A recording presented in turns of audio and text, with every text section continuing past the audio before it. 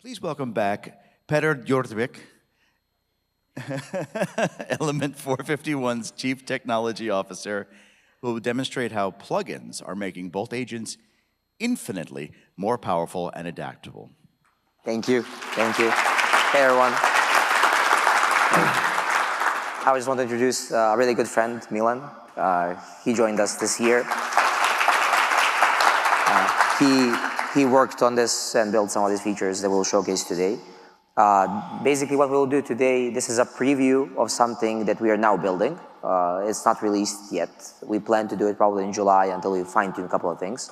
But the whole idea here is, imagine all the AI in Element, or just not in Element, like, hey, you have a software, can you integrate with it? Can you plug in other systems? Well, yes, we have integrations. Integrations require you to load data from one system to another and like find all the places where you want to put it and store it. That was a problem for us. We were thinking, hey, for AI, you don't need to do that always. Like the AI just needs sometimes information at that moment in time, and it can be just a pass-through and it forgets it. That's where we came to the idea of plugins. Instead of integrations, they're plugins. You can plug in data into the AI to make decisions. But why? Like why do you want to do that?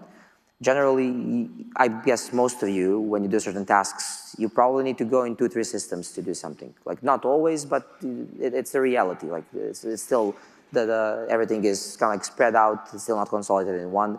Element is trying to solve that. Like we are building a lot of different features so that you can replace other systems that you use, but still you might use different apps. And that causes that for certain tasks, you might need to do even like 3-4 apps to update. Hey, I need to go to Sheets, then go to Element, then need to go to Teams to tell my team. And that can be just cumbersome. It's distributed and it's not in a single place.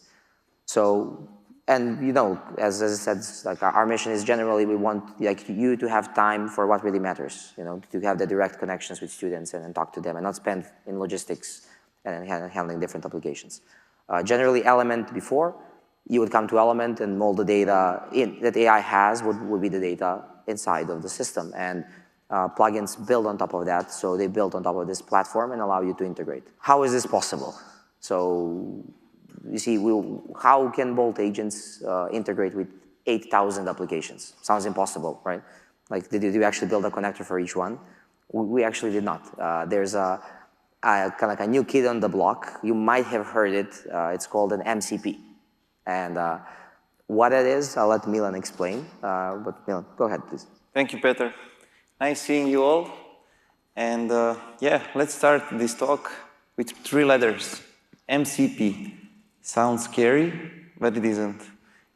Just like everything in AI, right? If you're following AI news, the MCP is a hot topic these days. But in reality, what it is just a protocol. And what is protocol? It's a standard, nothing else. And what it tells us is how can we connect our agent with different tools. Our agent in Element has many tools like create this, do that, and so on. Delete this, verify, and so on. But can it do something that's not related only to the Element? Can it send an email? Can it create Spotify playlist? Yes, it can now. So that's a really powerful thing to do, since now we can connect our agent with any tool that's available to us. And using Zapier, we have 8,000 apps, more than 8,000, and each app has multiple actions. Actions like create me Google Docs, create me, I don't know, Teams channel, and so on. And there are more than 30,000 actions available to us. Yeah, so the MCP was actually created by Anthropic. That's the company behind Claude AI. You probably heard about that. The whole reason why they decided to figure out a whole new protocol was that current protocols were not efficient for large language models. So it was like, hey, we need to figure out a way, how can you easily plug in and give the data? And if you think from their perspective, right, as they were building, like similar to ChatGPT, you enter ChatGPT, you're stuck in their interface. How can you pull all your apps inside instead of getting ChatGPT in your app, right? So that's how that came to be. I would like to do a demo to showcase how this works. So 1 second, please.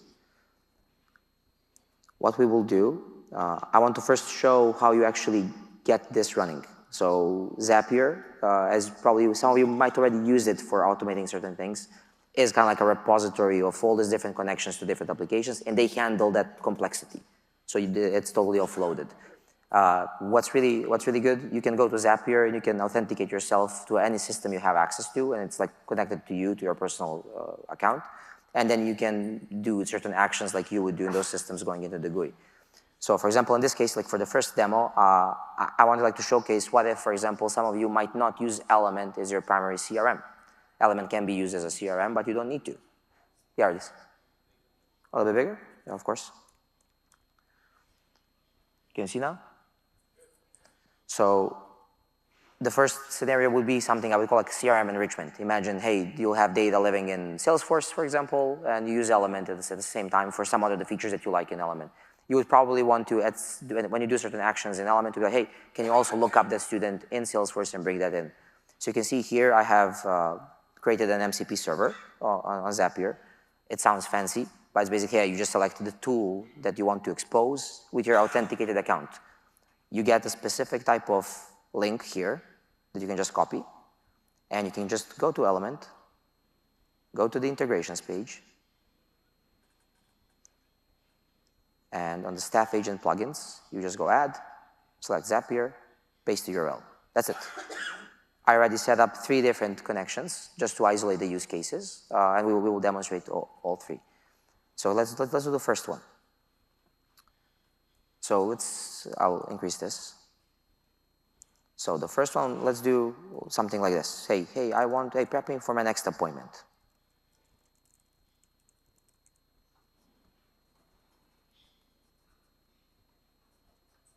So what happens now for people that maybe haven't seen this in works, our agents work in teams so they can hand off tasks between each other. This is like an agent that's currently in Element. It's already available. It's been released a couple of months ago. The appointment kind of like handles all your preparation, gives you context. So you can see in this case, hey, I have today at 3 p.m., which is like in 45 minutes. So I need to wrap this up fast. I have an advising and registration session in room 120. And it like highlights certain things that it finds about the student in Element. Hey, it sees it's a prospect, minimal classified as stranger. So in Element, we don't have a lot of information about it. Okay, let's try then to go to Salesforce and say, hey, can you, so one second, I want to go to this student actually. I want to demonstrate from the student. Can you look up this contact in Salesforce and bring in this data? If you take a look, the action we allowed, oh sorry, not sure why this, there. The action we allowed was find a record. That's my account. Some things that I configured, we'll go through the setup. But, and you see I allowed the AI to search a user using email and first or full name. So let's see what happened. In this case, it found it. Bolty McBolty. Pull the email, mailing address, phone, description, and we can find the user here as well. So this is kind of like a nice example. It's a dummy example, but illustrates a way, hey, you can use it for that type of stuff. You might have those types of scenarios. You're in a hurry, you have meeting by meeting by meeting. Hey, can you prep me for that next meeting? Can you also go to the other system, pull up the information? Think about also some other ways. If you have this as a capability, there may be background jobs that Bolt jobs are doing for you. What if they have access to these systems? This will be a building block where you can now automate actions, not just in Element, but across other systems. That's the future we are trying to build. For the next demo, I would like Milan to showcase that. Milan, can you please come? Yeah. So I'm sure that you're aware of this page. It's a profile page. So what can we do? Milan, can you first maybe show the Zapier server, please? Sure. Okay, wait. That we will use here. Okay.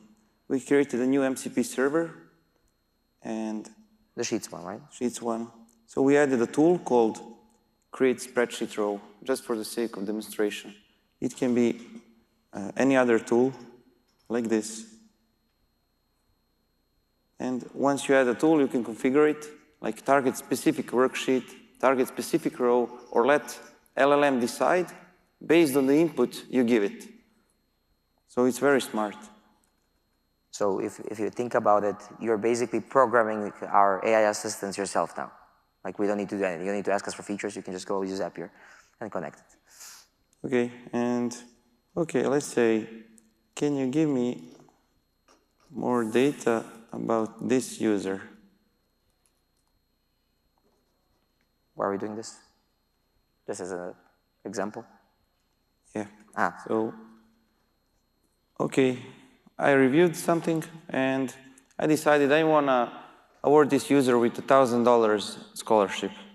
Let us do that. I want to award this user with $1,000 scholarship.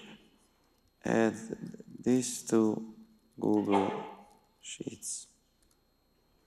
So right now what our agent is doing, it's going into MCP servers, checking what tools are available, and if tool is available, if it has access, if everything is okay, it will execute what we told him to do. And let's see. Here it is, really powerful. And the good thing about this, there is no context switching. You're working inside Element and you're working in the same time on other systems. So you don't have to remember, okay, I have to copy this and edit manual and so on. You just let it work and do your work in Element. And I'd like to maybe add, just to clarify a little bit how it works under the hood. So we had a lot of presentations where we explained how the agents work, that they need to have context, tools, the brain, which is the LLM. So if you take into consideration, this would be the tools we give it access to, right? And Copilot already has a lot of different tools. Hey, you saw in this example, hey, you summarize me the user from element data. That's one tool. We have more tools. Hey, you draft me an email to send him. So there's a list. We have, I think, like 30, 40 in there. And now when we connected that server had one, but imagine you have 50 more. They just get put in there. So it's like that same thing as if we were to build them. It works exactly the same. You can think of it as an analogy. You as a person, it's just more tools in your tool belt. You just put whatever you want to do the job. Yeah. Can we now do, Milan, the next demo, please? This one is more for marketing. Yep. So we made MCP server for Microsoft Teams, and we added a tool called Send Channel Message. Again, it can be any other tool that's available to us made by Microsoft Teams, like create channel, send private message, and so on. So let's see it in action. Okay, let's create a campaign. Let's use Element's agent to help us create a campaign. Let me create a campaign.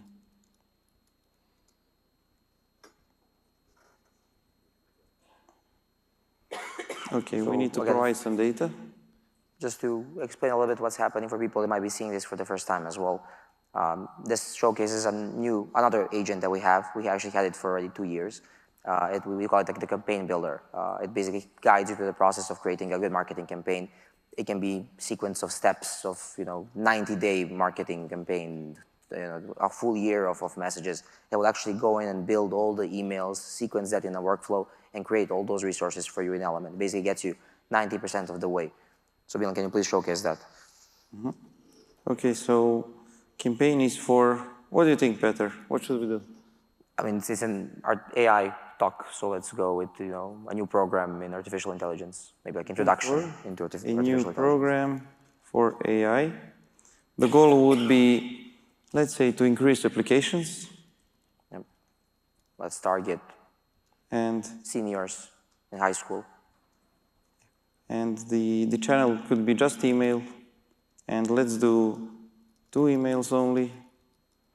And it has an access to Element knowledge base, so let's search the knowledge base. Knowledge base. I think that's it. It's fine. Okay. Typo, doesn't matter. It will understand. So the campaign agent, as other agents in Element, has also access for the full system. And as Milan said, the knowledge base is basically where you put all your content in. that content is used basically by the chatbots on the student side to answer all the questions coming in, but also can be used to inform like internal agents also. You can use it also to store your internal policies. Like in this case, right, it searched the knowledge base, found certain artificial intelligence program information, pulled that into the context, and actually created an, kind of like an outline of what it will build. Can you just scroll a little bit above to show the outline? Sure. Because we said 2 communications, and you have above some of the things it found. Can you go a little bit above as well? Milan, please scroll a little bit up higher. Yeah. So see, this is all the relevant information it found in the knowledge base. Extracted that in. This is what it thinks is relevant for this campaign. You can say, hey, I don't like this. I can provide some other information. It went in and provided, hey, we will create two communications and kind of like the high-level goal of each one, how they will be spread out, what will be its structure. And you can decide, hey, do you want to approve this outline or not? You can give it down feedback. But let's approve. We'll just proceed. Yeah, looks good. And let's proceed. So what happens now? There's a ensemble of agents working together. This is a kind of like a multi-team, because also like as we humans, we have teams of different people. We all have different skill sets. So there's agents that are really good at writing. What happens right now? There's kind of like a manager that will go in and be like, hey, I need two communications. I need 2 writers. So 2 writers will go write the copy. Then it will find 2 designers that will design the emails. They will pick the best images from the media manager and will assemble those emails together. So right now you see the 2 emails were created, and they're right now being installed into Element, and we got the workflow. And can you just click on the workflow just to show? So see, we have the 2 steps. And can you go maybe to one of the emails, Milan, please? Sorry. To one of the emails, one of the communications that was created. Just to showcase how it looks like. So just to. So you see, like this entire email was designed and written by AI, using all the colors, all the personalization tokens from Element, and just assembles it together using your content. Like it gets you like 90% of the way. So Milan, what would be a good use case to demonstrate here with MCP if you're a marketing team here? So since we created a MCP server for teams, we can just notify the team in our like Microsoft Teams that campaign is ready. Let's do it. Okay. So you might want to have other team members come in, take a look. Hey, I did something, but for example, I'm not a marketing expert. I don't want to really send this. Can you please come review my work? I think I did a good job. I mean, AI did the work. No. Marketing that campaigns are ready.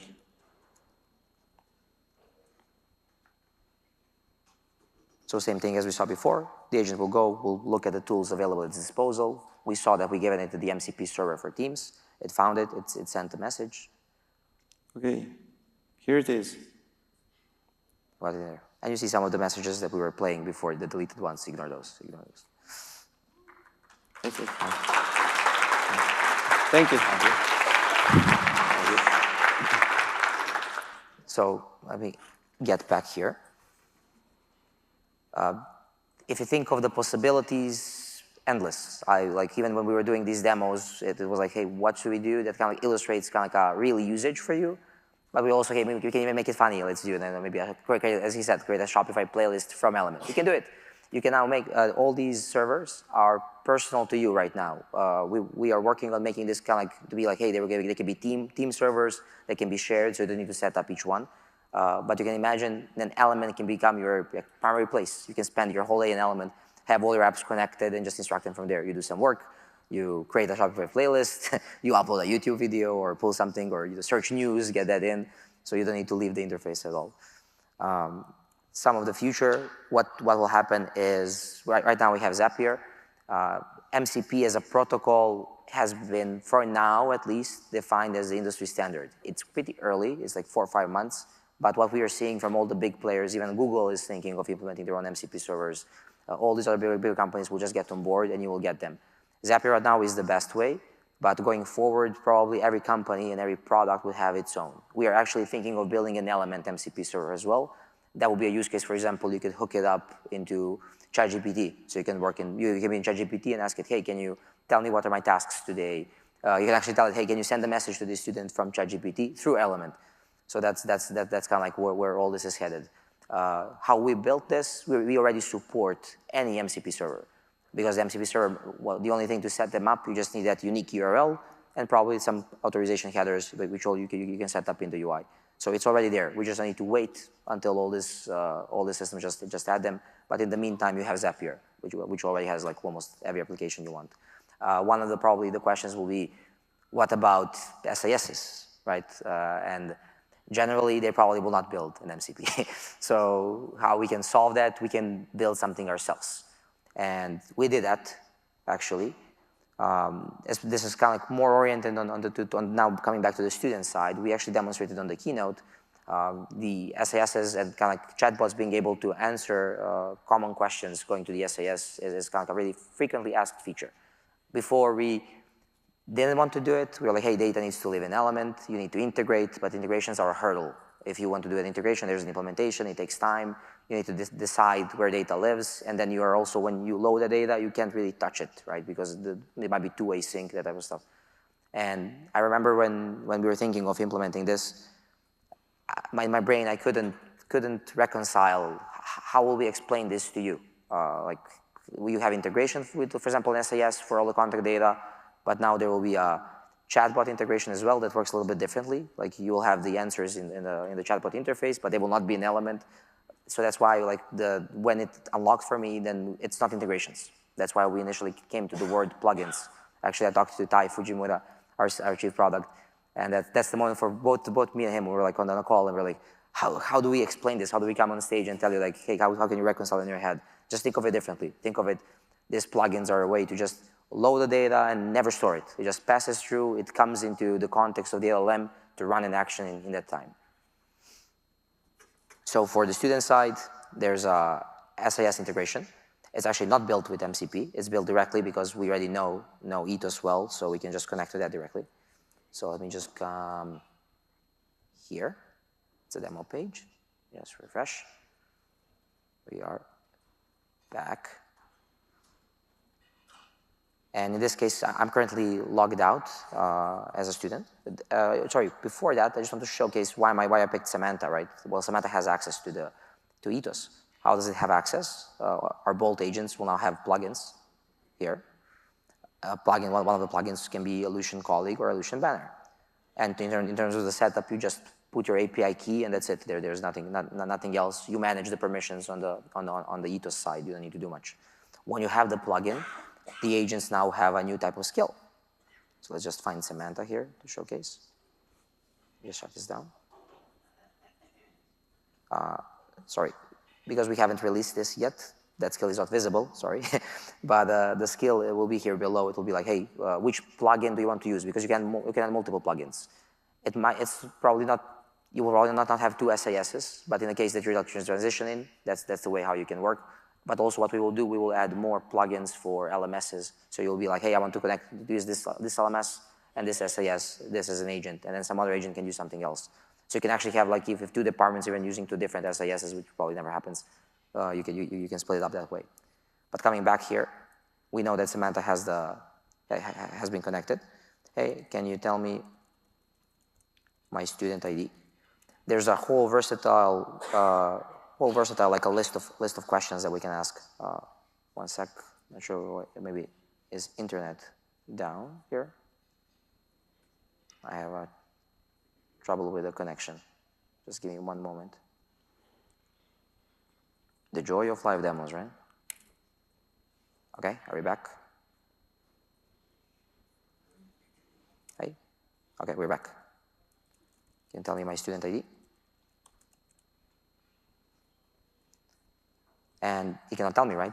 He doesn't know who I am. This is an anonymous conversation, so it's personal information, right? There's a lot of stuff in the SIS that needs to be guarded. So, but I can authenticate you, right? So let's go through that. Of course.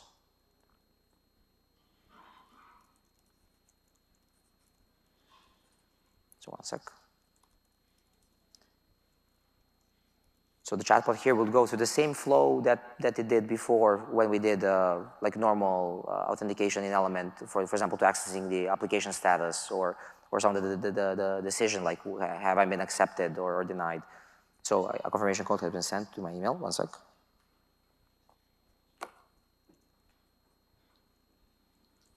8541. We do kind of like a two-factor authentication. We send the code. That's how we confirm who the student is. You see, immediately gave my student, because what happened now? The agent found me an element, confirmed that the code is good, email is good. It went to Illusion, it went to colleague, searched the student by the email, matched on the email, and only if it matches to a single user, we get the data. If it's two, then we don't do that. And we can now return data. So now we are now authenticated, and I have a session, and I can ask other questions. So some of the other common questions that you might ask, maybe, what is my address on file? That's the address. Let's do I have any holds?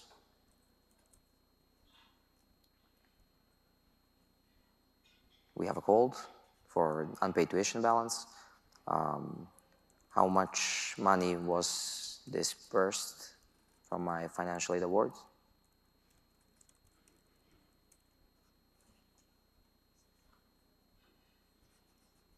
How much was I awarded?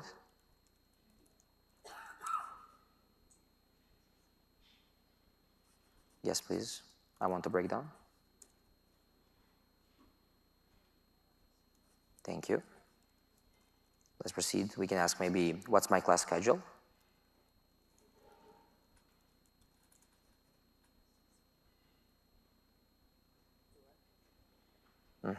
Thank you.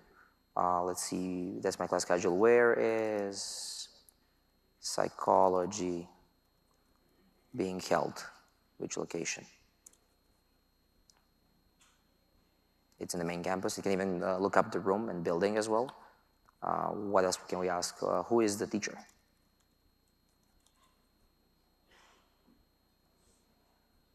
Yes, I need contact information.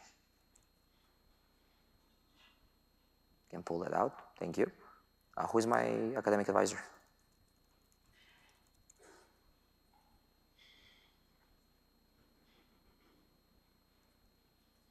Okay. What else can we do? What are my grades?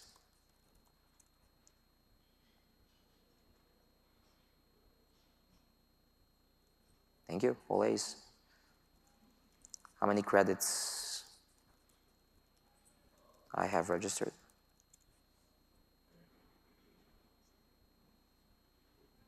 Yes, please. I want the breakdown. That was fast. What else? What else? There's many more. I cannot keep all the questions in my head. What's my declared major? Or a minor. It will do both. What else? What else? Let me remember. What's my graduation status?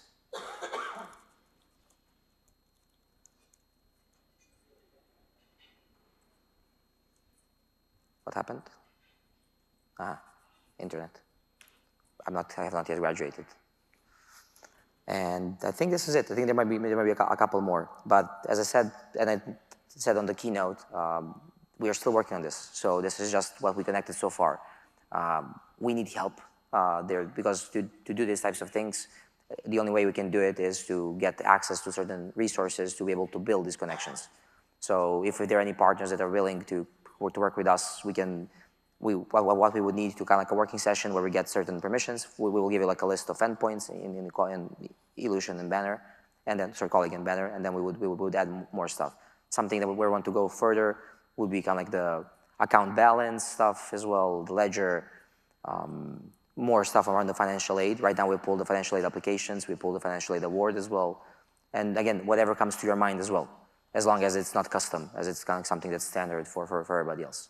But kind of this is where we are progressing. And again, yes, I was showing colleague and Banner, but generally we would try to integrate with more SISs. Next step would be the ontology student, Populi, then we will go work our way up, PeopleSoft, Workday, and slowly add more and more to be able to handle this use case. And then we will come to a fully connected campus.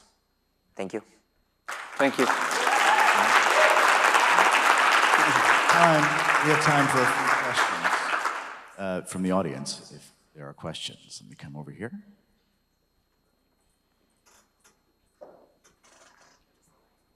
Thank you very much. First off, Incredible presentation, very impressed. Looking forward to it. You said you've already settled on 25 to 30 questions that have been programmed out that the system can answer. Where can we find a list of those questions? When we do the announcement, we will just list them all out. So there will be a good documentation, because this is now in progress still. Right, okay. In July, there's a release, there'll be a release note, we'll list all the questions that we currently support. And I think like any other question, like it's easy, as long as if we get the access to the resource, then rest, it's not that hard to add more of them. So the only limitation we need to have is it needs to be something that's common use case that everybody will benefit. We will not do custom work here. So it will not be custom for anybody. It'll be something that everybody benefits from, and it uses standard language. So that's the only limitation. Okay, and you said if we want to help with the testing process, yes, contact you directly, or? Yes, you can contact me directly. That works, thank you. All right, or find me right after, as we finish this, we can then exchange contact information. Yeah, thank you. Kyle from Richard Blaine College. Holy smokes, guys, this is cool. I'm preparing and getting ready. I'm thinking about when I take this to IT governance and talking to my IT security folks. And when I say the word plugin, they're going to put me on the chopping block. The single sign-on capabilities and the multi-factor authentication, that's great. What else can we say to security governance that will ease those worries of the plugin, if you will? That's good. That's good. Generally, it's totally secure because you have an API key that you can have isolated, so it doesn't need to be. It's not shared. It can be specific for this use case. You can pick which resources you want to allow. So if there's something that's too sensitive and you don't want to do, like for example, hey, financial aid awards, I really don't want to expose to anybody. You control that. You just don't allow that permission. It doesn't work. That's fine. And don't like. Yeah, I can see the plugin word causing a problem. Let me think on that. We can figure out. Artist wants to jump in. Yeah, sorry. One thing to think about is that everything that you see in here, it all goes through the element layer, and that is SOC 2 Type 2 compliant. It's already being vetted by your IT teams. So if you have element right now, this does not expose any additional data. Everything goes through the authentication. The same security controls are in place. So you don't have to sell this to IT. It's basically just say, hey, they just exposed functionality so the students can do this, but the data already lives in Element or can be integrated with kind of bringing that data into Element rather than bringing it in there. Now we're pulling it in real time. So that's maybe the way to think about it. Rather than syncing it, it's a real time when it's on demand, when it's requested by the student, we go in and pull it rather than kind of synchronize it at every hour or every so long. Yeah, and so that's kind of the ability. A really good argument also is we don't store it. So data is not stored. It's just a pass-through. LLM will use it to make a decision and then stop. It will not keep in Element. If you disable the API key, nothing is in Element. So we didn't like copy the data over. We have time for one or two more questions. Loving deep technical level we're getting to here. So far over my head. So I saw you pulled like the teacher's contact info. Would it be able to query, so like we only store the teacher's email, the instructor email? Would it be able to take that and query the Active Directory to pull the phone, office number, stuff like that? No, it only uses if the information is in the SAS. So this will pull the teacher phone number from the SAS if it's there on the record. Other questions? Oh, getting a workout.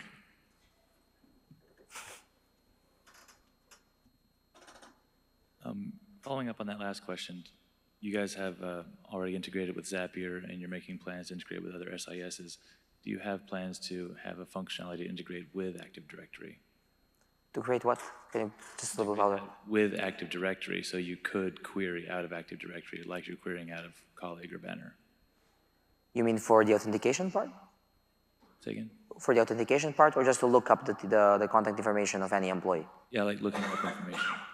That's something that we can build. If that's a common use case, if all of you share the same common use case and we see that that's something that everybody will benefit, we'll be open to add that. Like we can build anything. It's not just should we build it. That's the so if there's a good reason, we will do it.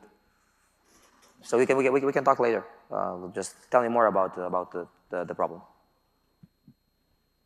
Other questions? Oh, Do you have a timeline on Workday, when Workday may be one of the connections? Probably Q4 or Q1 start of next year. time for one more question if anyone has one stuck on their mind. Here we go. But also, just to add, with Zapier, I think Workday has Zapier has like Workday integration as well, so you can use it. But that's for staff. For the student, yeah, we'll build a specific one. I would imagine as a colleague user that if we expose that, we're going to find some bad data. So as this rolls out, will we have an idea of the types of questions students can ask so we can Yes. do that before? Yes, we will. When we release this, you will have a list of questions that we support. They'll be nicely documented, kind of like what questions trigger it and what type of data is returned, and also what type of records we are using on the SIS side. So you will be able to figure out how the AI works. Basically, I will list all the different things we use. Perfect, thank you. It's all good. And if that is all the questions, let's hear it for Peter and Milan. Thank you. Thank you.